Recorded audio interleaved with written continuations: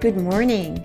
This is the day the Lord has made, so let us rejoice and be glad in it. I am Pastor Mary Ann Kellenbach, pastor at Living Faith Church, which is located in the Community of Tradition in Port St. Lucie, Florida. And today is Monday, May the 31st in the year 2021. It is on the last Monday in the month of May that in the United States we have a national holiday that we now call Memorial Day. But when it was first started and was a state by state holiday, it was called Decoration Day. It is the day that we honor and we remember those who served our country, actively serving our country, and those who have died as a result of that active service. The men and the women who fought to keep us and others free. This holiday extends back to the Civil War as a way, in the United States that is, as a way to honor all of those who had died in the battle of the Civil War. And Decoration Day got its name because the way in which honoring happened or started to become to happen was to lay wreaths and flowers at the grave sites of those who had died during wartime. And so, especially for all of the soldiers in the Civil War. But it's not a unique celebration. As a matter of fact, it goes back, and I don't even want to say celebration, I would say commemoration. It goes back thousands of years, back in Athens. We're not the first country to do this. We like to think we're the first in things, but definitely not in this. It is a way of honoring those who died while serving their country. I want to talk about the poppy because I think that's such an important component and has come to symbolize the decorating of the graves and the honoring. You know, our cemeteries, our national cemeteries had come into existence after the Civil War because so many had died, and so there had to be a place to honor and to bury a mass grave or mass field. And it reminds me of that first field back in World War I. Is a famous poem that grew out of World War I. And it had, at that time, an unprecedented magnitude and scale of loss. And I want to read this to you. It's called In Flanders Fields. And so I want to just give you some background about this poem and the poppy. Fallen soldiers by tens of thousands were and remain buried in graves and fields far from home. Also, the ideological character of the battle raised new questions about how to properly honor the dead. So John McCrae, he was a Canadian physician, poet, and soldier who was serving with the Allied powers in Belgium, was called upon to perform burial rites for a close friend who was killed at the Battle of Ypres. The next day, May 3rd, 1915, McCrae, deeply moved by the sight of poppies growing around the graves of the fallen soldiers, composed this poem while riding in the back of an ambulance. It's written from the perspective of the dead. McCrae himself did die during the War of Pneumonia. He was buried nearby with full military honors. Let me read this poem to you. In Flanders Fields, the poppies blow.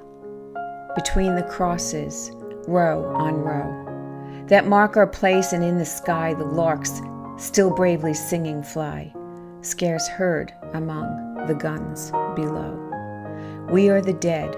Short days ago we lived, felt dawn, saw a sunset glow, loved and were loved, and now we lie in Flanders Fields. Take up our quarrel with the foe. To you from failing hands we throw the torch. Be yours to hold on high. If ye break faith with us who die, we shall not sleep, though poppies grow in Flanders Fields. When this was published In 1918, there was a woman by the name of Monia Michael who wrote a poem in response to this. "We shall keep the faith" is the name of her poem. "Oh, you who sleep in Flanders fields, sleep sweet to rise anew. We caught the torch you threw, and holding high we keep the faith with all who died. We cherish too the poppy red that grows on fields where valor led.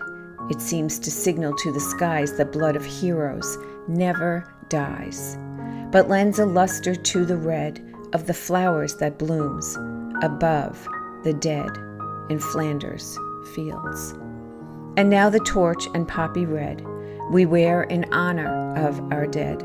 Fear not that ye had died for naught. We'll teach the lesson that ye wrought in Flanders fields." What an amazing sight that must have been when first seen. The poppies that grew out of what had been razed by all of the gunfire and all of the bombings. And then growing up from these graves, a field of poppies all around those who had been struck down too early in their lives while they were fighting for the sake of the other. We are called to keep up this fight.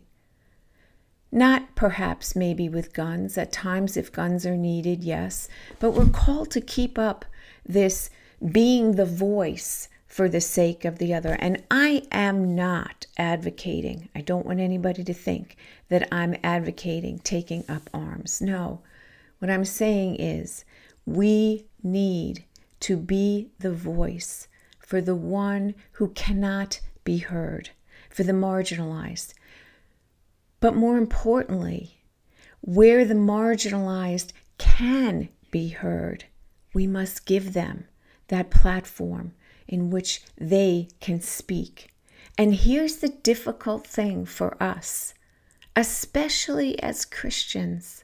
The difficult thing for us is to know when it is appropriate for us to speak and when it is appropriate for us to pave the way for the one who suffers to speak.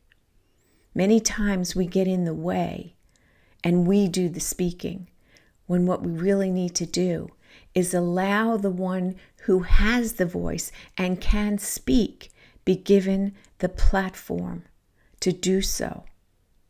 That's what we need to learn.